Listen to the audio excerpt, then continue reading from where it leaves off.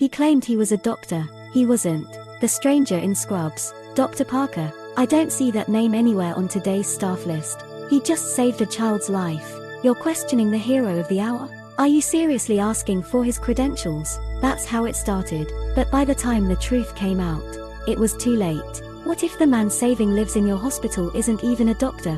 This story will keep you glued because it's not just strange, it's terrifying. Before we dive in, make sure to hit that subscribe button and turn on notifications. We post true, suspenseful hospital stories every week that will leave you speechless. It was a stormy Tuesday night at St. Vincent General Hospital, a mid-sized but reputable facility nestled just outside Chicago. The emergency generators hummed lowly as flickering lights illuminated hurried footsteps. Our beds were full. Staff were exhausted.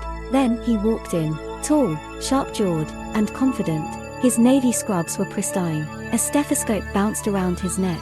His ID badge read, Dr. Jason Parker, Internal Medicine. Nobody remembered seeing him before. But no one questioned him either, because just then, a 9-year-old boy was flatlining in the trauma bay. Without hesitation, Dr. Parker pushed through the chaos, issued crisp commands, and led the resuscitation. His hands moved with surgical grace. His words carried authority. The boy lived. Applause broke out. The staff were stunned. He came out of nowhere, said Nurse Ellie later, but at that moment, he was exactly who we needed. Except, he wasn't on the staff list. He wasn't in the hospital system. He wasn't even licensed to practice medicine. The whispering begins. At first, he was hailed a miracle worker. Dr. Parker floated from department to department, offering advice, assisting with procedures, even handling tough cases. He spoke in medical jargon, referenced rare diseases, and quoted top journals. But small things began to raise eyebrows. He called the radiology suite the X-ray zone. He asked where the hospital's docking bay was instead of ambulance bay. And one night, he sutured a patient, without gloves. Nurse Chloe, head of the night shift, grew suspicious. His technique felt off. He was too confident, but something was missing. She tried scanning his badge. Invalid. She reported it to HR. He was a last-minute transfer, they replied. From the Cleveland branch. We got a direct memo from the network board. But the Cleveland branch didn't exist. The Vanishing Patients, deepening mystery. Then came the first disappearance. An elderly woman admitted for pneumonia suddenly vanished. No discharge papers. No notes in her file. Her family showed up the next morning in tears. I thought she was getting better, her daughter said. We never got a call. Security footage was conveniently missing. The same thing happened again. A homeless man with mental health issues. A single mother recovering from surgery. A teenage boy with a rare illness. All last seen speaking privately with Dr. Parker. No one could explain it. There were no signs of forced exits. No ambulance records. No referrals. Just silence. And yet, Dr. Parker remained cool, calm, and present. I transferred them out myself, he'd say, flashing that confident smile. Did you check with records? Records, of course, had nothing. The nurse who knew too much. Nurse Chloe had had enough. She stayed late one night, pretending to finish charting. But really, she was watching him. She saw him head to the restricted records room where only doctors with high-level access could go.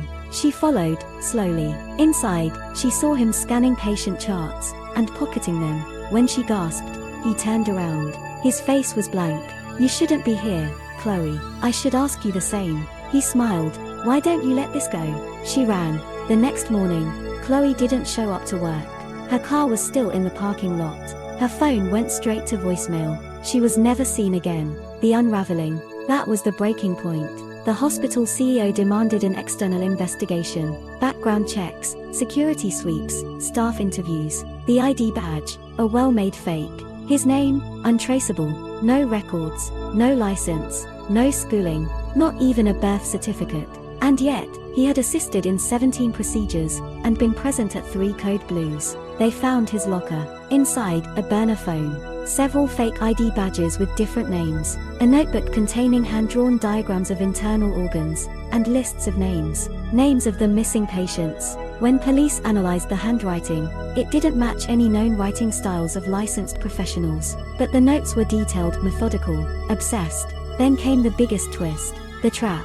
Authorities decided to bait him. They created a fake file, a high-profile transplant patient, VIP status, valuable organs, media attention. It was all planted in the system. They even assigned a decoy patient in a high-security wing. Sure enough, 2 nights later he returned, this time, wearing surgical greens. He slipped into the wing using an outdated staff code. But they were ready. The hallway lights snapped on. Security surrounded him. Even then, he didn't resist. He just raised his hands and said calmly, "You don't understand. I'm not a monster. I just couldn't wait anymore." "What do you mean?" asked the lead detective.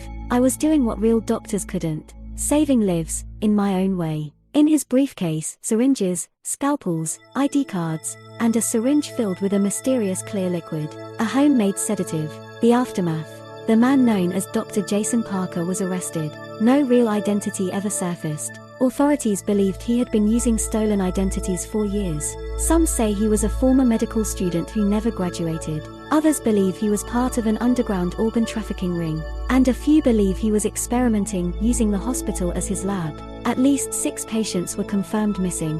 3 more are presumed victims. And Nurse Chloe? Still missing to this day. St. Vincent General eventually reopened with upgraded security and a strict verification system. But among the staff, a plaque now hangs in the air. "Not everyone in Scrubs is here to save lives. Trust, but verify, always." He was never a doctor. He was never supposed to be there. But somehow, he fooled an entire hospital, and maybe more.